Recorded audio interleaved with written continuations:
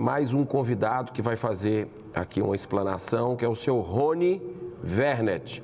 Ele que é engenheiro eletrônico e de computação, com especialização em automação industrial e telecomunicações, mestrando em física pelo Centro Brasileiro de Pesquisas Físicas e é funcionário de carreira do sistema Petrobras e professor do ensino técnico da rede estadual do Rio de Janeiro. Então, muito obrigado aí pela sua participação e fique à vontade aí para fazer a sua exposição. Muito obrigado.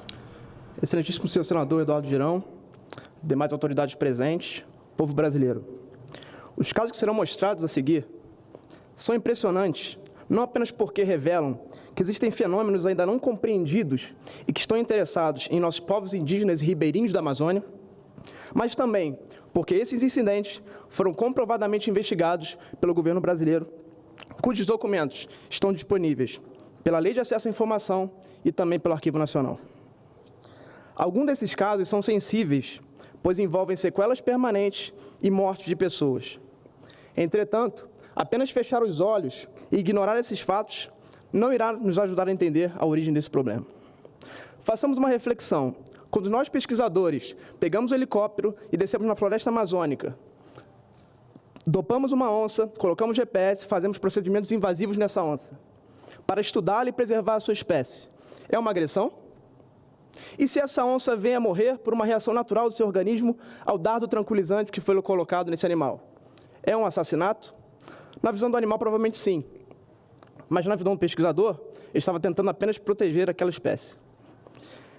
Para nos permitir interpretar essas questões, e precisamos avançar a ciência na fronteira do desconhecido e entender a origem e as intenções desses fenômenos. Se puder colocar os slides, por favor.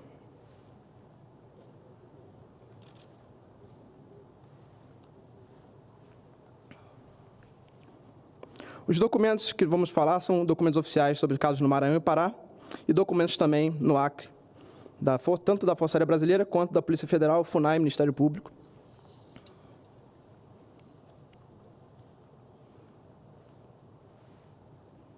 Acho que não está passando.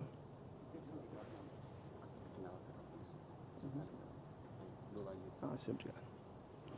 O primeiro caso que vamos comentar é o caso de 29 de abril de 77, na Ilha dos Caranguejos, numa embarcação, pessoas retirando madeira de uma ilha, foram atingidas por uma luz, uma pessoa veio a óbito, 2 ficaram feridos. E a partir desse incidente, que foi amplamente noticiado, e é um trecho de um jornal, né, do estado do Maranhão, esses fenômenos começaram a pipocar por cidades dos estados do Maranhão e também no Pará, na divisa ali do Maranhão. Eram chamadas bolas de fogo, que sobrevoavam as casas dos ribeirinhos e disparavam feixes de luz, causando-lhes efeitos fisiológicos, como fraqueza, vermelhidão, paralisia, amortecimento, dor de cabeça, desequilíbrio, confusão mental e desmaio.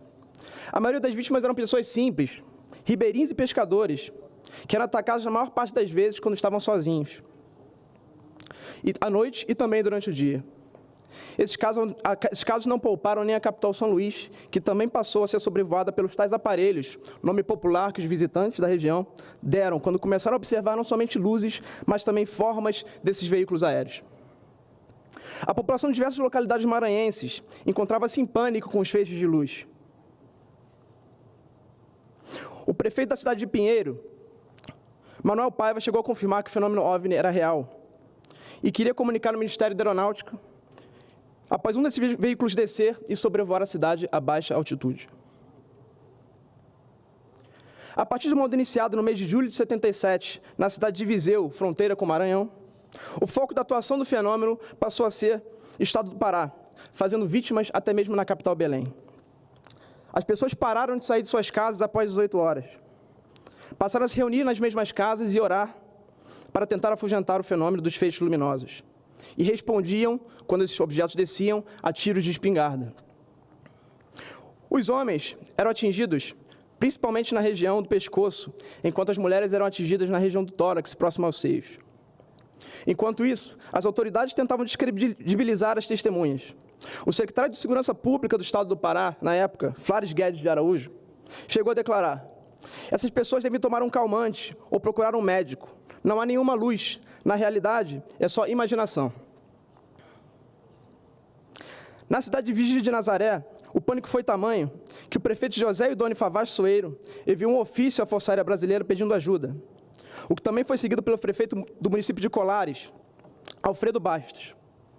A única médica da região, doutora Velaide Cecim, tentava atender a grande quantidade de pessoas que lotavam os postos médicos, alegando terem sido atingidas pelos tais feixes luminosos. Segundo palavras da própria doutora Velaide, eles eram recebidos por um feixe de luz que impedia que eles se movimentassem, qualquer parte do músculo, até para pedir socorro. A partir daí, a dor se tornava insuportável e eles eram tomados de profunda fraqueza, como se estivessem sendo dopados. A população começou a abandonar a cidade, que entrou em um processo de esvaziamento, e a ausência de pescadores trouxe também a fome e a falta de alimentos. Até mesmo o único delegado do município havia fugido com medo. Porém, a médica, valente doutora Velaide, continuou atendendo a população. A partir desse momento, uma equipe da aeronáutica foi destacada ao local para verificar o que estava ocorrendo e tentar restaurar a ordem. Em outubro de 77, com o apoio do prefeito de Colares, Alfredo Bastos, e do vereador Manuel Costa, os militares da segunda seção, a seção A2 de Inteligência da Aeronáutica, foram até o local, comandados pelo coronel Camilo de Ferraz Barros, e estabeleceram-se na região. Um mês depois, a partir de novembro de 77, o comandante, capitão na época, o Irangê Holanda, foi designado pelo comandante do 1º Comar, brigadeiro Protásio Lopes de Oliveira, para comandar o que ele batizou de Operação Prato, uma clara referência aos discos voadores, embora ele achasse que o que estava acontecendo na região não tinha nada de misterioso.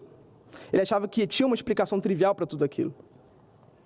A Marinha também se interessou pelo assunto, e o informe número 45, de 23 de novembro de 77, emitido pelo comando do 4º Distrito Naval, relatou que, a partir de 77, em abril, os jornais de Belém passaram a publicar várias notícias sobre esses OVNIs que estavam aterrorizando os estados do Pará e do Maranhão. Esse informe incluiu um mapa de localidades mais afetadas, um desenho do veículo aéreo mais avistado, que pode ser visto no slide, e um documento assinado pelo capitão de mar e guerra Paulo Fernando da Silva Souza. Possui como anexo o requerimento número 71 de 77, assinado por uma vereadora da Câmara Municipal de Maracanã, solicitando ao Estado-Maior das Forças Armadas em Brasília ajuda para investigar o fenômeno e que fossem tomadas providências. O comando da Operação Prato achava que aquilo tudo não se tratava de loucura da população, fenômenos naturais e coisas do tipo. Entretanto, um evento envolvendo o comandante Irangê Holanda, sua equipe e membros do antigo Serviço de Inteligência SNI mudou totalmente os rumos da operação. Um veículo aéreo de formato discoide, totalmente preto, com uma luz na parte de baixo, de tamanho estimado em 30 metros de diâmetro, ficou parado sobre a cabeça dos militares. A partir daquele momento, o capitão não tinha dúvidas de que se tratava de algo misterioso e desconhecido. Uma outra testemunha crível é a própria doutora Adelaide Cecim. Ela viu uma dessas aeronaves de perto. Segundo palavras da doutora Velaide, até aquele momento, mesmo atendido toda a enormidade de habitantes atacados, eu ainda duvidava que poderia ser alguma coisa que eu pudesse ver. A doutora Velaide viu em final de tarde, ainda em plena luz do dia, um objeto voador cilíndrico, com uma janela panorâmica na qual haviam 2 seres, de pele escura e cabelos loiros. Nos relatórios elaborados pela operação da FAB, havia desenhos das aeronaves avistadas, 9 diferentes formas, dos mais variados tamanhos. Segundo o comandante da operação, foram feitas mais de 500 fotografias e 16 horas de filmagens em Super 8 e Super 16, incluindo 3 filmagens particulares da Holanda que ficaram de posse da aeronáutica.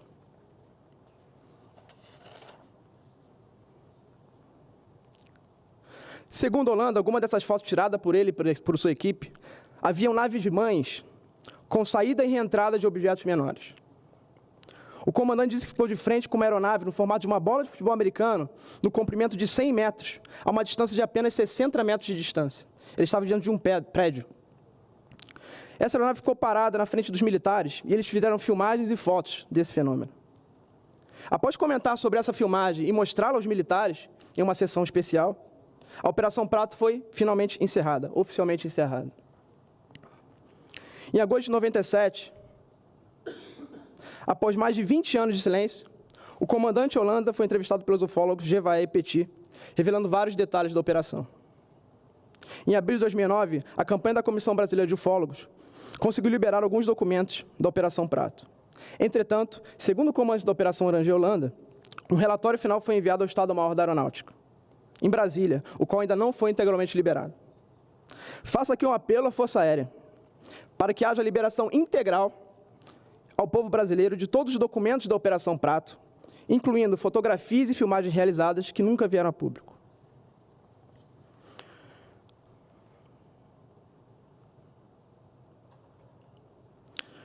Durante as entrevistas concedidas em 97, o Irangê Holanda já declarou possuir informação de que a atuação desses veículos na Amazônia se estendia em faixas de leste a oeste, de Fortaleza até Manaus. De fato, quase 40 anos depois dos casos investigados no Pará, uma nova onda de fenômenos veio acontecer na Amazônia. E também seria investigado pelo governo. Trata-se de casos no estado do Acre, onde houve contatos próximos de indígenas da etnia Axaninca com fenômenos não identificados. Segundo relatos de indígenas, essas aeronaves começaram a sobrevoá-los a partir do ano de 2013. E as primeiras interações do Axaninca com fenômenos luminosos nos rios e florestas da região começou a acontecer de forma mais contundente a partir do dia 24 de julho de 2014, após a Copa do Mundo no Brasil, quando uma aeronave desceu na aldeia Alpiltia, Acre, fronteira com o Peru, disparou feixes luminosos nos índios que entraram em pânico e uma índia veio abertar por conta de uma queda. Esses índios, a liderança indígena enviou uma carta à FUNAI. A partir dessa carta da FUNAI, comentando sobre esse relato, dessa aeronave que teria descido na aldeia, uma aeronave cilíndrica e luminosa, a FUNAI começou o envolvimento com as Forças Armadas e também com o governo do estado do Acre.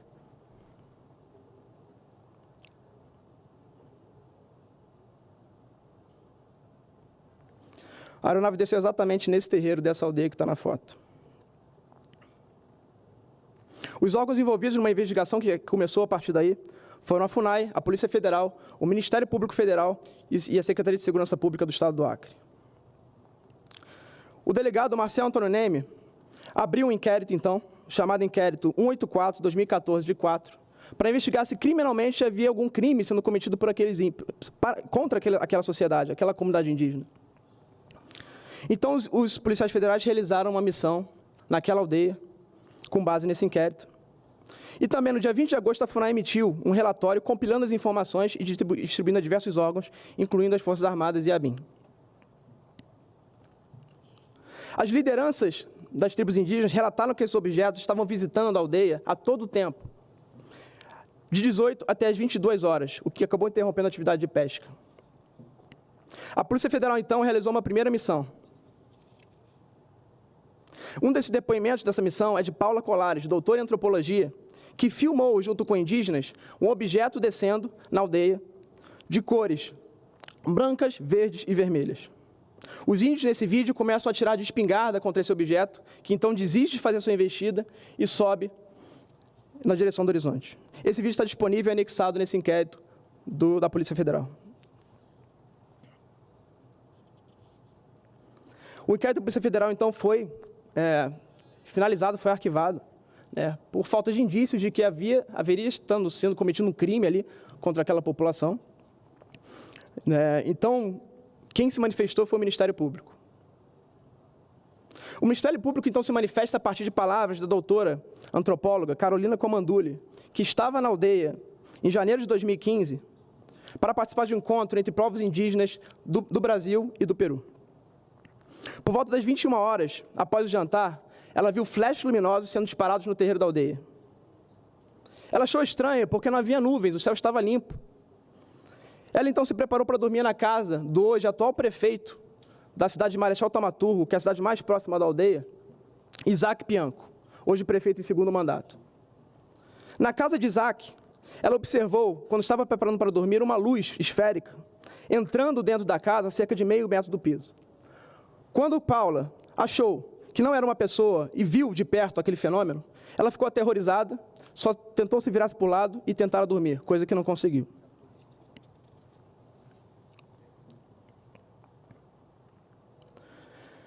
Sem equipes e sem recursos para fazer uma missão na aldeia, a investigação do Ministério Público foi encerrada. Achando que o fenômeno tinha acabado, no ano de 2016, já numa tribo mais a sudeste, a campa Isolados do Envira, um objeto desceu. Havia um grupo de indígenas, esse objeto queimou todos os bicos das lanternas desses indígenas. o indígena atirou de espingarda. E esse objeto desferiu um feixe de luz que o deixou hospitalizado e ele foi socorrido pelo indígena Ayrton, que está na foto, que é um professor da aldeia.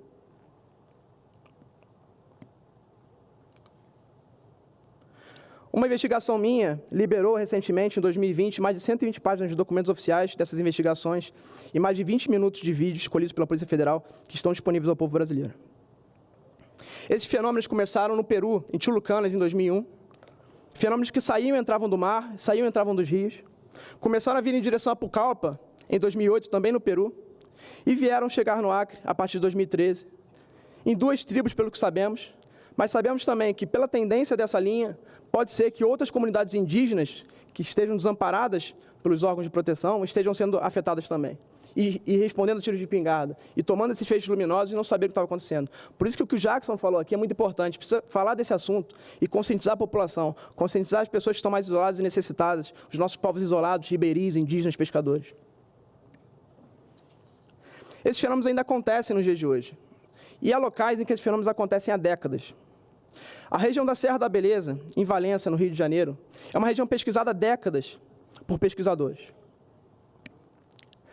Lá, nessas regiões, acontecem fenômenos luminosos, presenciados pela família de Arnaldo, que eu agradeço a presença hoje, pai de 2 filhos, empresário, e que tem um respeito muito grande por esse fenômeno, porque ele convive desde criança com eles.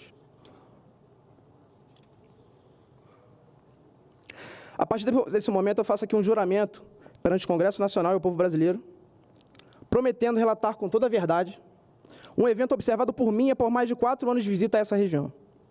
Pois creio que na qualidade de engenheiro, mestrando em física, professor e funcionário público federal, a credibilidade de minha pessoa e meu testemunho irão contribuir para despertar o interesse de nossos congressistas e instituições de pesquisa sobre o assunto.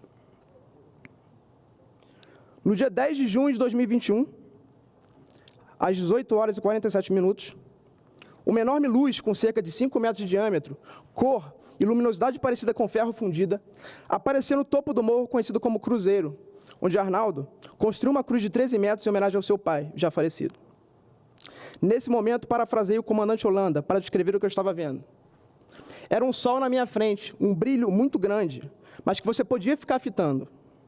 Ela não te machucava a vista. Quando a luz diminuiu, peguei meu binóculo, que possuía zoom óptico suficiente, para me permitir observar detalhes do fenômeno a uma distância aproximada de 18 metros, ou seja, a mesma clareza e distância que eu observo muitos de vocês aqui hoje. No lugar daquela luz, havia seres humanoides, de altura estimada entre 3 e 5 metros de altura, de cor preta, opaca, cujos corpos eram fluidos como líquido e contido e capazes de flutuar. Luzes menores na mesma cor da luz original acompanhavam esses seres. Era possível ver que olhavam na minha direção, parecendo estar cientes da minha presença. Impactado diante do desconhecido, deixei cair no chão o binóculo que estava preparado para filmar com acessório de acoplamento. Então passei a filmar o fenômeno somente através de uma câmera semiprofissional, sem recurso de zoom. Gravação histórica com duração de vários minutos, mas de pouca qualidade, devido à distância estimada em 400 metros. Esse caso comprova a dificuldade de realizar um bom registro desses fenômenos devido à falha humana. E impõe a necessidade de uso de estações de registro automático. Por isso, nesse histórico dia de hoje, estamos inaugurando, nas terras do Arnaldo, que tem contribuído muito para esse assunto, cientificamente, deixando pesquisadores irem até o seu local, e hoje ele veio aqui se colocar disponível para o governo, para as instituições de pesquisa federais, para as Forças Armadas, irem e investigarem os fenômenos na região. Agradeço muito ao Arnaldo, por favor, uma salva de palmas, se puderem, pela contribuição que ele vem dada a esse assunto. E para o povo brasileiro, as pessoas que quiserem visitar também a região. Finalizando já o discurso, hoje estamos inaugurando, na propriedade, o projeto de expansão da primeira estação de monitoramento desses fenômenos. Essa estação é composta por câmeras de última geração, motorizadas, com alto zoom óptico, antenas de comunicação, painéis solares, capazes de detectar e gravar de forma automática fenômenos que apareçam na região. Em breve serão instalados diversos sensores para a coleta de dados dessas ocorrências, bem como software de rastreamento e inteligência artificial. Essa mesma metodologia... Um minuto para concluir, obrigado, por favor. Obrigado. Essa mesma metodologia já está sendo executada com maior verba de investimento na Universidade de Würzburg, na Alemanha, e pelo projeto Galileu em Harvard, nos Estados Unidos. É possível que em breve tenhamos a primeira imagem em alta resolução desses desconhecidos fenômenos obtida por uma instituição de pesquisa civil. O fato desse caso relatado por mim, assim como outros menos impressionantes que pude observar, não descreverem luzes que vão e vêm em direção ao espaço, abre o leque de hipóteses para uma explicação ao fenômeno. Seriam fenômenos provenientes da própria Terra em uma realidade ou dimensão alternativa, ainda a ser desbravada pela física moderna? Seriam nós mesmos vindos do futuro? Ou seriam fenômenos que operam a partir de nossos mares e rios, conforme observado nos casos da Amazônia, e também por casos revelados pela Marinha Americana e pelo Departamento de Defesa dos Estados Unidos? São perguntas cuja resposta depende da coleta e análise de dados por instituições científicas. E, para isso, encerro a minha apresentação pedindo aos senadores que façam os esforços para que a abordagem de inteligência e segurança nacional já utilizada há décadas no Brasil e sem resultados aparentes, seja complementada por uma abordagem de fomento científico para estudo desses fenômenos que desperta a curiosidade de todos nós e tem potencial para transformar o mundo como conhecemos em termos culturais, antropológicos, sociológicos e tecnológicos. Muito obrigado. Muito obrigado pela sua apresentação, senhor Rony Vernet, que é engenheiro eletrônico com especialização em automação industrial e telecomunicações. Um evento histórico, agradecer ao senador por ter proporcionado a organização desse evento, um evento histórico que vai mudar certamente a rota da discussão desse assunto no país, a partir daqui. E eu queria focar em dois temas principais. O primeiro deles é a abordagem científica, né? E eu vou citar aqui um trecho, um artigo da revista Scientific American, que é uma das revistas mais respeitadas do mundo, na área da ciência hoje, e um artigo dela que fala sobre esse tema, o tema desses fenômenos. A natureza transiente desses fenômenos e a imprevisibilidade de quando eles irão acontecer e quando no próximo evento irá acontecer, é uma das razões porque esse assunto dos fenômenos não identificados ou fenômenos anômalos não tem sido levados a sério pelos círculos científicos. Mas como podemos identificar padrões sem sistematicamente coletar dados em primeiro lugar? Na astronomia, as observações das rajadas de raios gama, as supernovas e as ondas gravitacionais são similarmente imprevisíveis. E isso é ciência, isso é astrofísica, isso é astronomia. Nós estudamos esses eventos, que hoje são reconhecidos como fenômenos naturais decorrentes da evolução estelar. Então, vocês veem, a todos os presentes e o pessoal de casa que está assistindo, que sim, não quer dizer que não conseguimos reproduzir em laboratório, não deixa de ser ciência. Simplesmente precisamos ter os equipamentos certos e apontá-los para o lugar correto e ficar esperando. Se vai aparecer hoje ou daqui a 5 anos, a ciência não tem tempo. A ciência, ela é observação.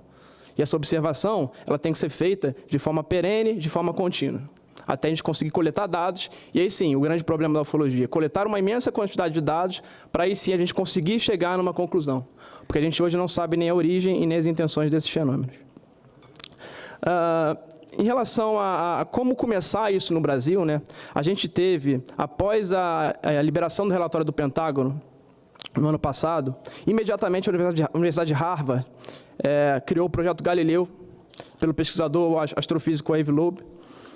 E hoje, no observatório, no terraço da Universidade de Harvard, do Observatório de Astronomia, temos equipamentos para observar esses fenômenos. É uma estação piloto que, com certeza, vai começar a dar resultados. A NASA, há cerca de semanas atrás, também acaba de anunciar o estudo científico desses fenômenos. O estudo vai levar 9 meses. Destacaram um premiado astrofísico para poder liderar uma equipe de cientistas. E em breve teremos também o resultado desse estudo.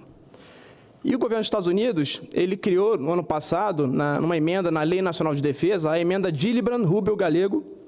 Essa emenda justamente visa a dar fomento científico para esse assunto. Essa emenda, ela cria um órgão permanente de investigação desse assunto, coordenando as Forças Armadas e a comunidade de inteligência e outros órgãos do governo para coletar dados e que esses dados sejam compartilhados com instituições científicas. A gente não tem ciência se a gente guardar os dados e engavetar os dados. Esses dados precisam ser compartilhados. E essa é a ideia. Se a gente tiver, senador, aqui, uma discussão futura, novas audiências, nas subcomissões, nas comissões, que seja feita uma legislação para tratar o tema, que juntemos as Forças Armadas, as nossas instituições federais, as nossas academias, as nossas universidades para estudar o tema, eu tenho certeza que a gente vai conseguir ter grande êxito. Eu acho que o momento para a gente despontar nesse cenário é agora. Porque se o Brasil consegue fazer uma coisa organizada e descobre uma nova ciência, novas fronteiras, novas descobertas no campo da física, imagina a tecnologia que nosso povo não vai usufruir. Hoje a gente passa problema de... Concluindo, hoje a gente passa problemas de preço de combustível, né? Quem sabe se a gente descobre novas tecnologias, se não precisamos mais usar isso, nem energia elétrica e nem combustíveis, né? Então, acho que passa por isso. Em relação ao último caso, terminando, Magé foi um caso que suscitou muito burburinho do povo brasileiro, né? Esse caso ganhou a internet, e hoje na internet a gente tem, para o mal e para o bem, a gente tem boatos. E o que eu posso dizer é que eu fiz pesquisa desse assunto, eu tive em Magé, eu fiz requisições para o Exército. O Exército confirmou que houve uma operação militar na Serra dos Órgãos, no mesmo período do caso Magé, e confirmou também os helicópteros que sobrevoaram a região de Magé. Então, houve ali uma operação militar, não sabemos o que aconteceu, falaram de quedas de OVNIs, quedas de discos voadores, não sabemos o que aconteceu, mas, de fato, o povo magiense tem razão quando diz que houve algo, porque houve uma movimentação militar do Exército para uma operação que ainda não sabemos, a princípio, uma operação de destruição na Serra dos Órgãos, mas não sabemos realmente o que aconteceu. Muito obrigado. Obrigado. Muitíssimo obrigado pela sua vinda aqui, pela sua participação, Rony Vernet, que é engenheiro eletrônico com especialização em automação industrial e telecomunicações. Então, eu agradeço muito. Ele que também atua há quase 10 anos na área de óleo e gás, não é isso? Então, quero registrar aqui, antes de passar para o nosso próximo convidado fazer, que vai ser o Geraldo Lemos, fazer as suas considerações finais, registrar a presença aqui. Nós temos, desde o início da sessão, recebido, e eu fico muito feliz, são muito bem-vindos aqui, os visitantes ao Senado Federal. Essa casa é de vocês. E são de Brasília? Não? Vários estados aqui? Coisa boa. Dá uns 3 ou 4 aí.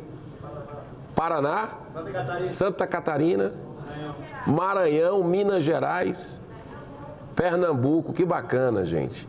Sejam muito bem-vindos aqui ao Senado Federal, conhecendo aqui a casa. Fica o convite para você, brasileiro, que queira vir aqui no Congresso. O Senado tem uma equipe fantástica aqui para guiar, tem a história do Brasil, tem museu.